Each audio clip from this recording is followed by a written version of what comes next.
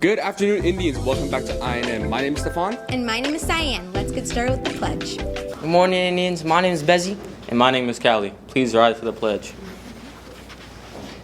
I pledge allegiance To the flag of the United States of America and to the republic for which it stands, one nation, under God, indivisible, with liberty and justice for all. You may be seated. Have a great day.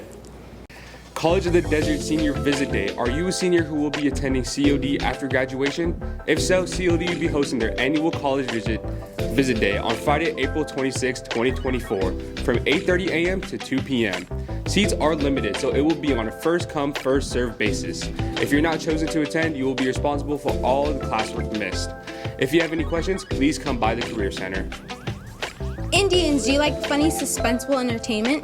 Then look no further than the Palm Springs High School Theater Company. For one night only, the advanced theater classes will be putting on a psychological thriller, dark comedy play called Hookman. Will all of the characters in the play survive?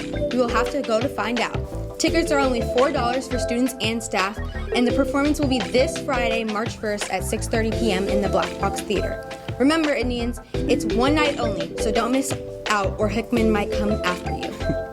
It is important to get to your classes on time. If you're early, you're on time. If you're on time, you're late. And if you're late, you're left behind. Don't be left behind. Get to class on time. And finally, Indians, please help our campus look nice and clean. Throw away your trash. Don't pass it up, pick it up.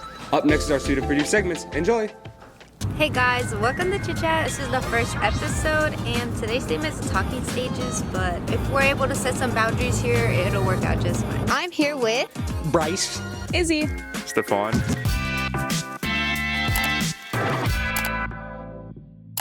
If you're in a talking stage, doesn't mean y'all are exclusive. Personally, I would say so, but I know a lot of people have other opinions about it. If I'm talking to someone, I'm gonna say we're friends. What's the line between couple activities and being just friends? I mean, the difference between couple activities, I would say, is like one-on-one, going on dates, but just friends, I mean, just hanging out at school or in groups or something like that. There's not really like a specific thing that you do with someone that like constitutes dating between like talking stages.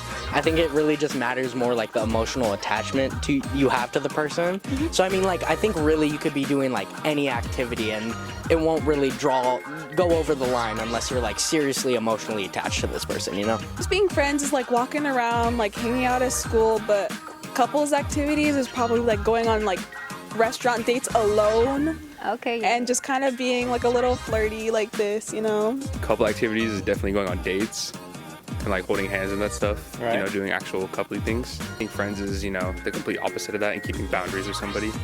How long is too long for a talking stage? Once again, I think this varies with so many factors, but obviously you have to take your time to get to know the person, make sure you guys are making the right decision when it comes to actually getting together. But I would say too long is like 6 months, maybe 4. I mean, if you're like talking to someone for a year, but like you're happy with it, I don't see anything specifically wrong with that. Like, some people don't like to put labels on each other, and I think that's perfectly fine, you know? I think from anywhere from like 3 to 5 months, because I feel like you've had enough time to talk it out.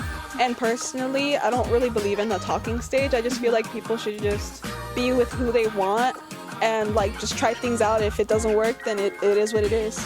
Okay, that's all for today, Indians. I hope you enjoyed, and I hope you guys have an amazing day.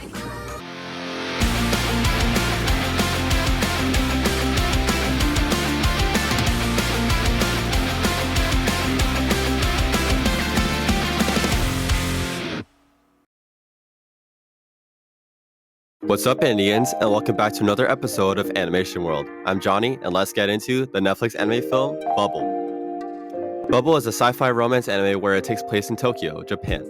The story introduces you to a supernatural phenomenon where the entire city of Tokyo is surrounded by an enormous bubble.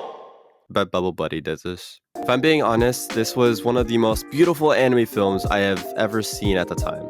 Tokyo became a place free of law and order. Starting the film, you are introduced to parkour racing, where there are 2 teams competing against each other, Blue Blazes and Mad Lobsters, playing a game of capture the flag.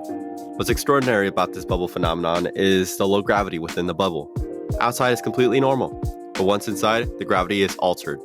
Supernatural whirlpools called antlion pits are created, with a downdraft and wind currents that pull you down. building debris, building floating, human-sized floating bubbles that you can parry called stray bubbles, and more. During the race, a Blue Blazes team member, Usagi, was in trouble, close to falling into an antlion pit.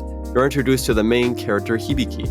He was born diagnosed with a hypersensitive auditory function, which allows him to listen to extremely low frequencies of sound that most cannot, including sounds that come from a mile away, if not more. Reminds me of two Demon Slayers. He's a very antisocial person. He and Gyu would definitely be friends, and he was given the title of Best Parkourist. His parkour skills are insane to me.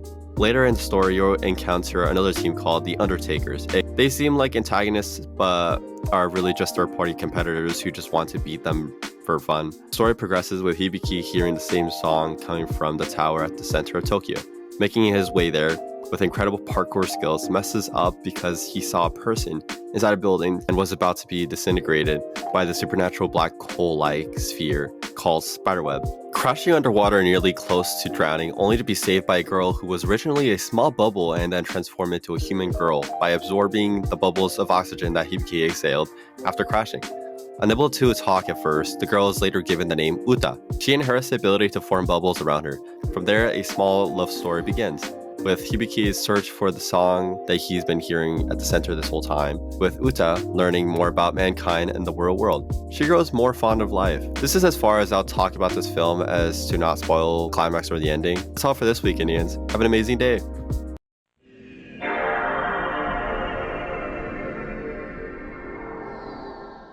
That's it for today, Indians. Make someone smile today.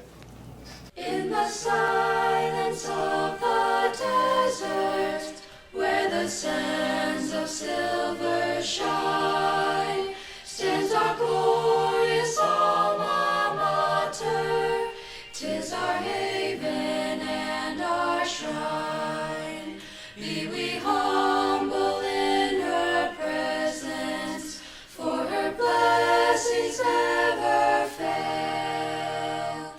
Palm Springs is our alma mater, so to her